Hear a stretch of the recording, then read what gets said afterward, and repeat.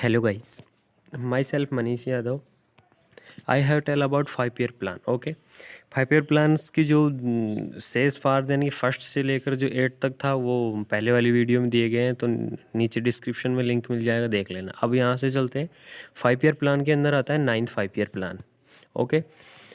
9th 5 year plan यानी कि purpose, यानी कि इसके 9th 5 year प्लान के उद्देश्य क्या होते हैं? To improve the health status of the population. Improve यानी बढ़ावा देना, हेल्थ स्टेटस यानी कि लोगों की स्वास्थ्य को, यानी कि पॉपुलेशन यानी जनसंख्या, यानी कि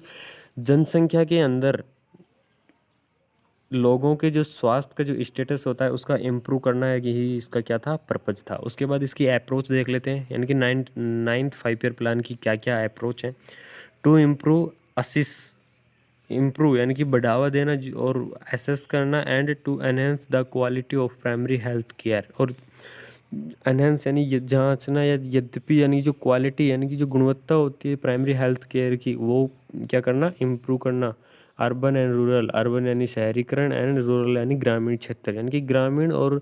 शहरी क्षेत्र के अंदर जो प्राइमरी हेल्थ केयर होती है उनकी क्वालिटीज़ को इम्प्रूव एंड असिस्ट करना होता है। To improve the efficiency of existing health care, improve the efficiency यानी कि क्षमता के अनुसार ऑफ एग्जिस्टिंग हेल्थ केयर, यानी कि बढ़ावा देना जो भी एग्जिस्टिंग यानी जो उपस्थित जो अपनी हेल्थ केयर है, यानी कि प्रेजेंट में जो उपस्थित हेल्थ केयर होती है उनको बढ़ावा देते हैं। एड किसके आधार पर? Primary, secondary and tertiary care setting के आधार पर। ठीक है, उसके बाद देख लेते हैं new initiative in 9th 5 year plan, यानी कि न्यू यानी नए, इनिशिएटिव यानी शुरुआती, यानी कौन से नए शुरुआती जो 5 year प्लान के अंदर जो अप्रोच थे वो कौन कौन से न्यू इनिशिएशंस क्या किए गए हैं, इंक्लूड किए गए हैं, देख लेते हैं। Horizontal integration of the vertical programmes, यानी कि हॉरिजेंटल इंटीग्रेशन मतलब क्या होता है, क्षैतिज एकीकरण, यानी कि क्या करते हैं, जो भी अपना जो प्रोग्राम्स होते हैं उनका क्षैतिज एकीकरण करते हैं। जैसे NLEP, यानी कि NLEP एक प्रोग्राम होता है विद प्राइमरी केयर सिस्टम, यानी कि किसके साथ होता है, एक प्राइमरी केयर सिस्टम के आधार पर होता है। हॉरिजेंटल मतलब क्षैतिज, और इंटीग्रेशन मतलब एकीकरण। ओके, डेवलप डिजीज सर्वाइलेंस, यानी कि डेवलप यानी विकास करना, डिजीज सर्वाइलेंस यानी कि डिजीज़ की जो सर्वाइलेंस होती है, डिजीज़ की जो क्षमता यानी कि उसकी प्रभाव डालने की जो सर्वाइलेंस होती है उसको क्या करना, डेवलप करना। And response mechanically at district level, और क्या करना, रेस्पॉन्स यानी कि जवाब देते हैं एक जिला स्तरीय, यानी कि जिला स्तर के आधार पर क्या करते हैं, इसका रेस्पॉन्स दे देते हैं। Develop and implementation integrated non communicable disease control programme, यानी कि डेवलप विकास करना, एंड इम्प्लीमेंटेशन यानी लागू करना, इंटीग्रेटेड यानी एकीकरण, non communicable disease control programme, यानी कि विकास और उसको लागू करते हैं। जो भी हमें non communicable disease control programme चलाते हैं उनको डेवलप करते हैं और इम्प्लीमेंट करते हैं। Health impact assessment, health impact यानी हेल्थ का जो प्रभाव होता है उसको असिसमेंट यानी जांचते हैं। As a part of environmental impact assessment, यानी किसके रूप में, एक एनवायरमेंटली जो, यानी कि जो अपना हेल्थ का इम्पैक्ट होता है, प्रभाव होता है, उसको असिस कर लेते हैं। जो एनवायरमेंटल इम्पैक्ट होता है उसको असिस कर लेते हैं। एक डेवलपमेंट प्रोजेक्ट, यानी कि एक विकासशील, यानी कि विकासशील जो अपना प्रोजेक्ट होता है, जो अपना दिया गया है जो प्रोजेक्ट, उस प्रोजेक्ट के अंदर क्या करते हैं, अपने जो हेल्थ के जो प्रभाव है और जो एनवायरमेंटल प्रभाव है उसको क्या करते हैं, असिस करते हैं। Implementation appropriated management system for emergency disaster accident, यानी कि इम्प्लीमेंट यानी लागू करते हैं क्या,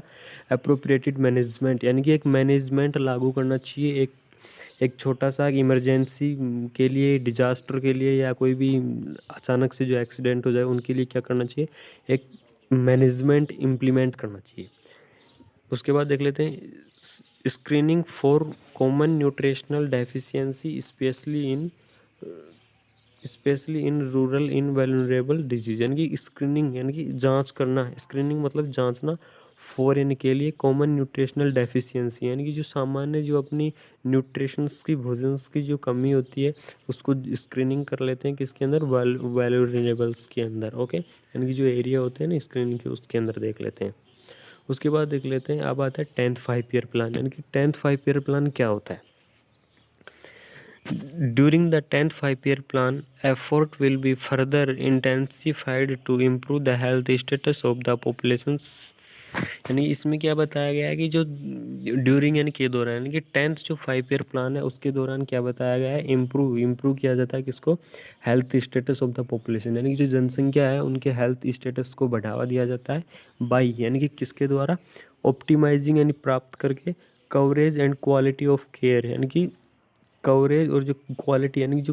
अपन केयर देते हैं, जो ट्रीटमेंट कर लेते हैं या फिर जो सलाह देते हैं, यानी कि उसकी गुणवत्ता के आधार के ऊपर क्या किया जाता है, इसकी पॉपुलेशंस की हेल्थ को इम्प्रूव किया जाता है, आइडेंटिफाई किया जाता है यानी पहचाना जाता है, रेक्टिफाइलिंग किया जाता है, क्रिटिकल गैप्स हो,